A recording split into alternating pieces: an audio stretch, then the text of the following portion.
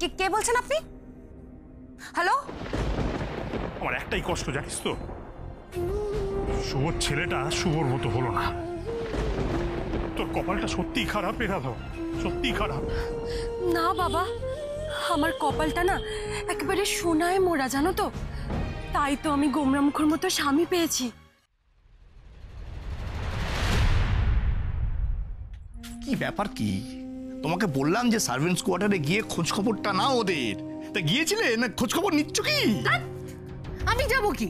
ওরা তো সবাই এখানে এসে হাজির। হ্যাঁ, এখানে এসে হাজির কেন? কি হয়েছে? আর বলবো না, সকাল সকাল না সাংঘাতিক ঝগড়া লেগে গেছিল রাধার কৃষ্ণের। হ্যাঁ, রাধা আর কৃষ? বাবা, এ তো উলটপুরাণ। কেন ওদের মধ্যে কি নিয়ে ঝগড়া হয়েছে? হ্যাঁ, জারাকে নিয়ে। সারা? আরে বাবা, আমাদের আদরের দুলাল কত সুন্দর করে এখানে মানুষ হয়েছে, ওখানে থাকতে নাকি তার অসুবিধা হচ্ছে, ভালো খাওয়া দাওয়া পাচ্ছে না, তো তাই জারার কাছে চলে এসছে। এই নিয়েই রাধার সঙ্গে হেভি ঝামেলা। সব কি বলছো না তুমি? এসব কি বলছো? মানে আমার না হিসেবপত্র কিছু মিলছে না, বুঝলে?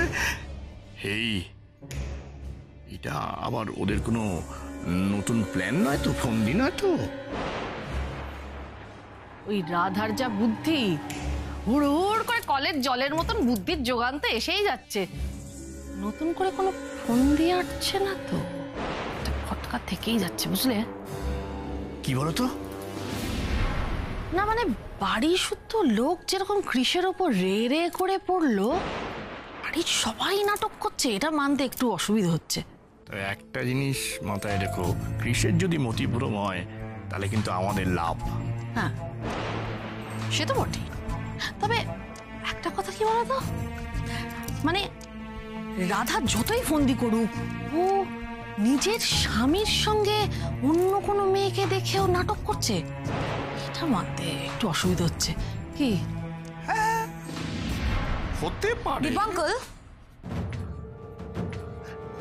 হ্যাঁ যারা, বলো। একটা খুব বড় সমস্যা হয়ে গেছে, বুঝলেন?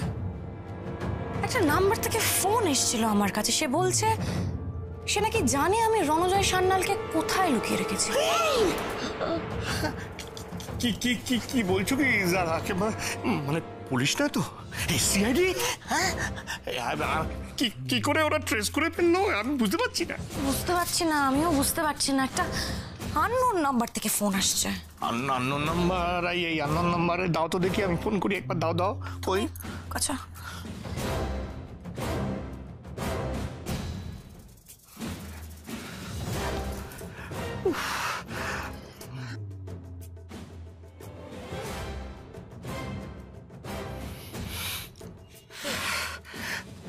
Switch off. জানি, আমাকেও তো সেম জিনিসটা বলছে। আমি বুঝতে পারছি না, কোনো ব্ল্যাকমেলার না তো? আস্তে, আমি বলছি কি, যদি ব্ল্যাকমেলার হয় তাহলে নিশ্চয়ই আবার ব্ল্যাকমেল করার জন্য ফোন করবে। হ্যাঁ, তা আমরা পরের ফোনটার জন্য ওয়েট করি, আমরা দেখি। কি বলছো আঙ্কেল? যদি সত্যি কোনো ব্ল্যাকমেলার হয় তাহলে তো আমি পুলিশকেও ইনফর্ম করতে পারবো না, কারণ কিডন্যাপটা তো আমিই করিয়েছি না। ঠিক আছে না, আমি কি বলছি, আগে ব্যাপারটা হোক, আমরা দেখি ও ফোন করে কিনা, তারপরে করবো। মানে তড়িঘড়ি কিছু করতে চাও না। হ্যাঁ, আর আমাকে একটু ভাবতে দাও সারা, ভাবতে দাও। সারা, আমি যেটা বলছি ঠান্ডা মাথায় শোনো।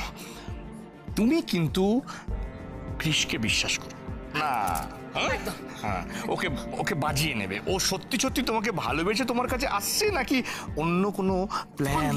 হ্যাঁ, ফোন দিয়েছে রাধা আর কৃষ মিলে। দেখো আঙ্কেল, হ্যাঁ, এটা কৃষ আমাকে ভালোবেসে আমার কাছে আসতে চাক বা না চাক, ও যদি এই পরিবারটাকে বাঁচানোর জন্য বা ওদের এই ব্যানার্জি ভিলাটাকে বাঁচানোর জন্য আমাকে বিয়ে করতে চায়, তাতেও আমার খুব একটা প্রবলেম নেই। বাট কৃষকে আমার চাই মানে তো বাস চাই।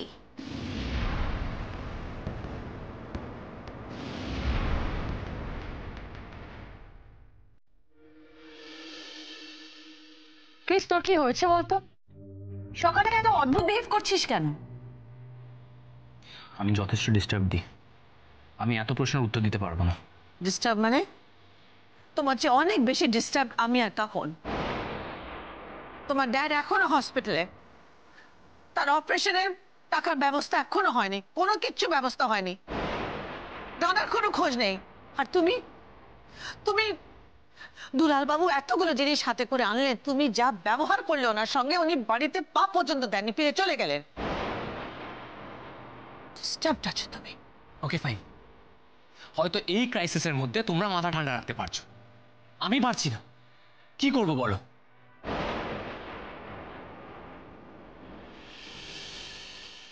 আচ্ছা ঠিক আছে, যা হবার তা তো হয়ে গেছে, এখন সবাই একটু শান্তিমনি খাও। রাধা, কৃষকে আর একটু ভাত আর আলু ভাজা দাও না।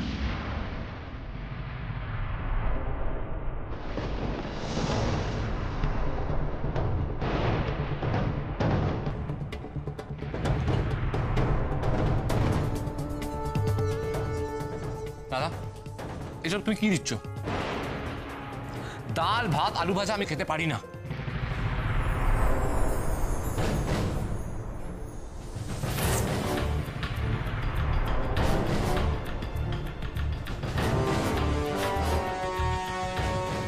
এসব কি অসভ্যতা হচ্ছে কৃষ? আমরা সবাই এই দিয়ে খাচ্ছি, তুমি কেন খেতে পারছো না? না, পারছি না, কারণ এগুলো খাবার আমার হ্যাবিট নেই। আর আমি এটাও ভালো করে জানি কি এই খাবারগুলো তোমাদের গলা থেকেও নামছে না, কিন্তু তোমরা সেই কথা অ্যাডমিট করবে না, কারণ তোমরা সবাই হিপোক্রিট। কিন্তু আমি তোমাদের মতো হিপোক্রিসি দেখাতে পারবো না।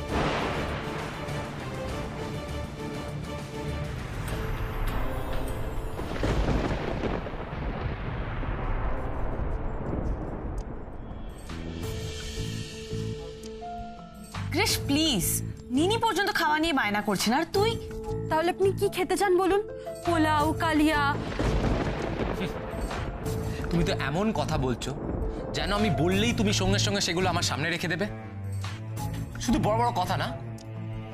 পারবো কৃষ, তুমি চাইলেই আমি তোমার পছন্দের খাবারগুলো তোমার সামনে সাজিয়ে দিতে পারবো, দরকার পড়লে তোমাকে খাইয়েও দিতে পারবো। আপনি আবার আমাদের খাওয়া পণ্ড করতে এসেছেন যারা ম্যাডাম? ভুল বললে তুমি রাধা, আমি তোমাদের খাওয়া পণ্ড করতে আসিনি, কৃষের খাওয়াটা যাতে পণ্ড না হয়ে যায় সেই ব্যবস্থা করতে এসেছি। দেখছো তো কৃষ খেতে পারছে না, আর তুমি সেই জোর করে ওকে খাওয়াচ্ছ। সত্যি আন্টি, তোমাদের এই কাঙালি ভোজনের লাইনে খেতে দেখে আমার যে কি আনন্দ হচ্ছে না। কি মনে হচ্ছে বলো তো, এখন একটা ছবি তুলে পেপারে ছেড়ে দাও, রাজপ্রাসাদ থেকে ফুটপাতে Banerjee family. Shut up Zara and get out of here. বরের শোকে তোমার মাথাটাই খারাপ হয়ে গেছে কাকুতি। তুমি আমার বাড়িতে বসে আমাকেই বলছো চলে যেতে? বাহ, শোনো, আমার দয়ায় না তোমাদের মাথার উপর ছাদটা এখনো আছে, তাও 3 দিন, খুব বেশি দিন থাকবে না। বৃষ্টির মধ্যে না গাছতলায় গিয়ে দাঁড়াতে হবে পুরো পরিবার নিয়ে। অবশ্য কৃষ যদি সেটা না চায়, তাই তো কৃষ?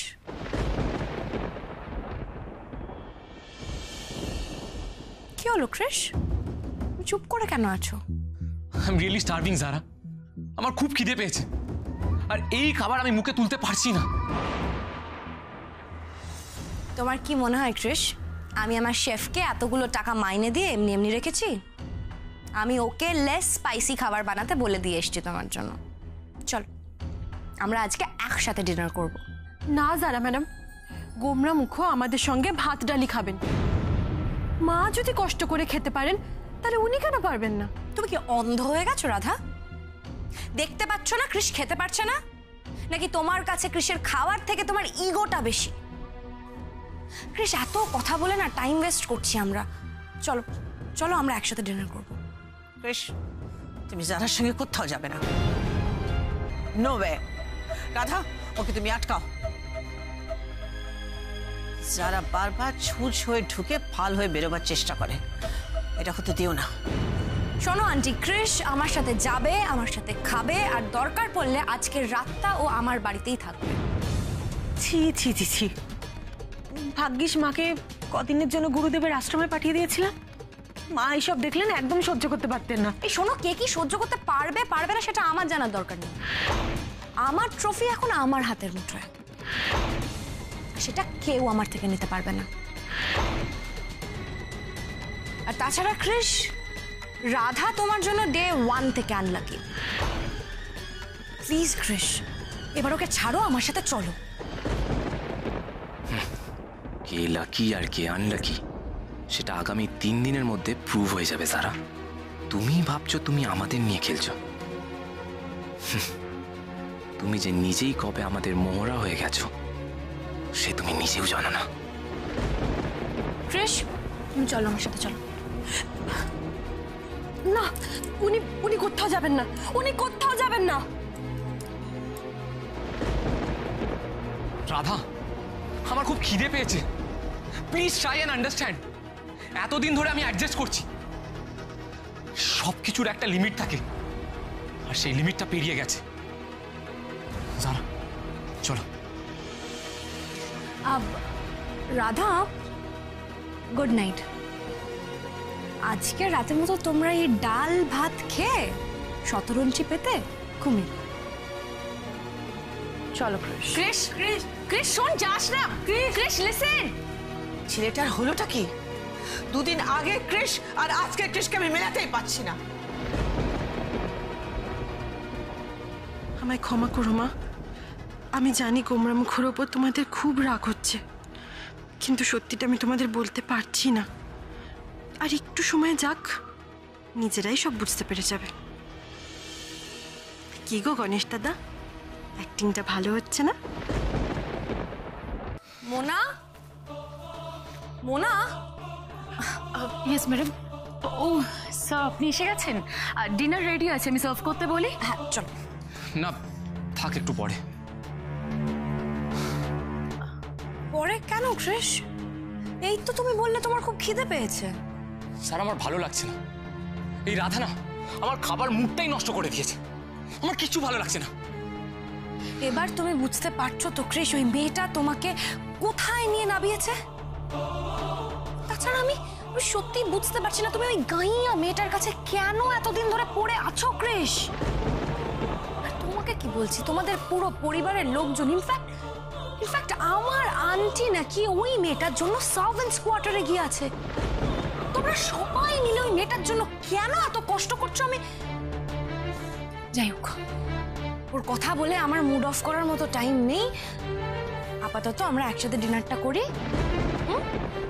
আমি জানি না সারা, আজ আমার ভীষণ টায়ার্ড লাগছে। আই ফিল লাইক আজ আমার একটু অন্য কিছু দরকার। অন্য কি?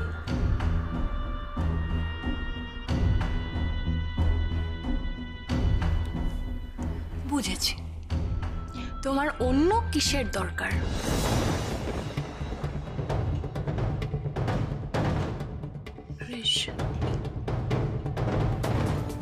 সত্যি তোমাকে খুব টায়ার্ড লাগছে, আর তোমার এই টায়ার্ডনেসটা কাটানোর জন্য আমি অন্য কিছুর ব্যবস্থা করছি।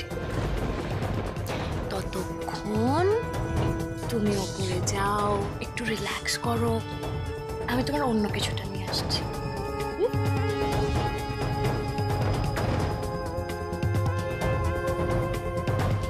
মোনা,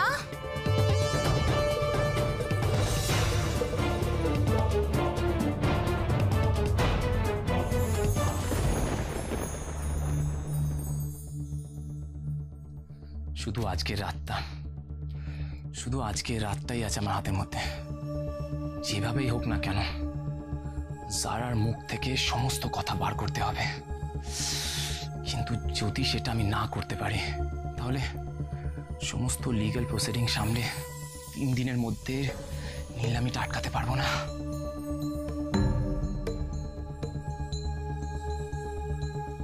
এই বেবে, সারা, এইসব কি? এইসব হচ্ছে তোমার ক্লান্তি দূর করার ওষুধ।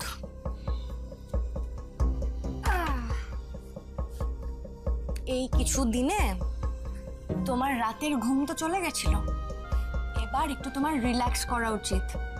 আজ রাতে তুমি শান্তিতে ঘুমাবে, ওকে?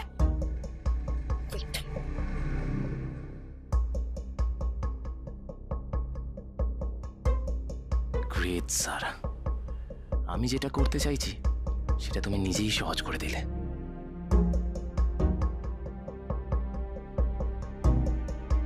কি ভাবছো বলো তো তুমি? কৃষ, আজ কিন্তু আর কোনো ভাবাভাবি নয়। কতদিন পর আমরা এভাবে একান্তে টাইম স্পেন্ড করবো বলো তো? Sit down.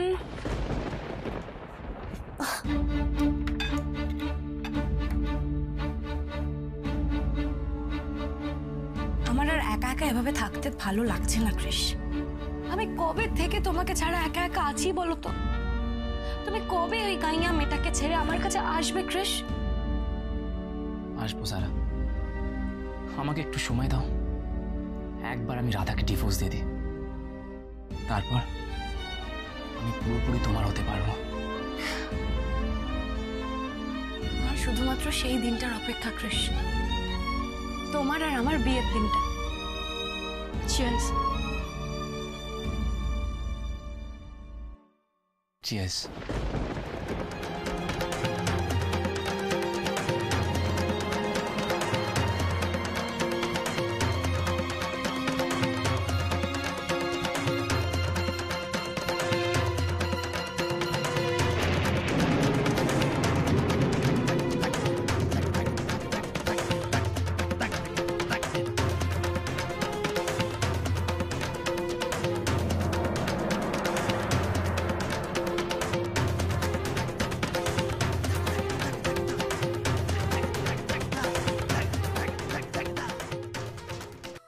তুমি যদি আমাকে আগেই মেনে নিতে কৃষ, তাহলে আমাকে এত কিছু করতেই হতো না, তোমাকে এত কষ্ট আমায় দিতেই হতো না। তুমি বলো না, তোমাকে শুধু শুধু এত কষ্ট দিতে কি আমার ভালো লাগে বলো তো? কি যে দেখলে তুমি ওই গাইয়া মেয়েটার মধ্যে, কে জানে। আসলে আমার ভুলটা বুঝতে আমার একটু দেরি হয়ে গেল, বাট একটা কথা আছে না,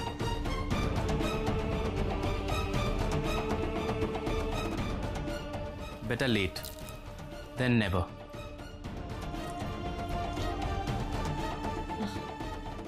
সারা, আমি বুঝতে পেরে গেছি তুমি আমার জন্য পারফেক্ট, আর ওই রাধা নয়। ওর সাথে থাকতে থাকতে আমি শুধু কষ্ট, স্ট্রাগল এইসবই পেয়েছি। স্যার, আমি জানি তুমি শুধু আমায় ভালো রাখতে পারবে। I love you so much. কি তোমার গ্লাস তো শেষ।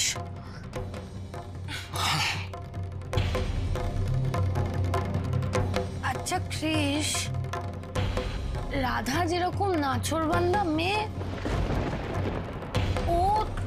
ও তোমায় ছাড়বে তো? মানে ও তোমায় ডিভোর্সটা দেবে? আগের বার তো ওর জন্যই আমাদের বিয়েটা হতেও হলো না, আর এবারও যদি ও ব্যাগটা দেয়, তাছাড়া তোমার ওই পরিবারের লোকজন মানবে কি মানবে না? যারা কে মানবে কি মানবে তাতে আমার কিছু এসে যায় না। আমি যাকে বিয়ে করতে চাইব আমি তাকেই বিয়ে করব। ইনফ্যাক্ট আমি ডিসাইড করে নিয়েছি রাধাকে আমার জীবন থেকে সরতে হবে, তারপর আমি আর তুমি একসাথে থাকবো। খুব তাড়াতাড়ি তোমায় বিয়ে করে ফেলবো। ও মাই গড ক্রিশ, আমার মনে হচ্ছে সারা, আমি স্বপ্ন দেখছি ক্রিশ, সিরিয়াসলি। সারা, এটা স্বপ্ন নয়, এটা বাস্তব। চোখ করে দেখো, আমি শুধু তোমার। সিরিয়াসলি ক্রিশ।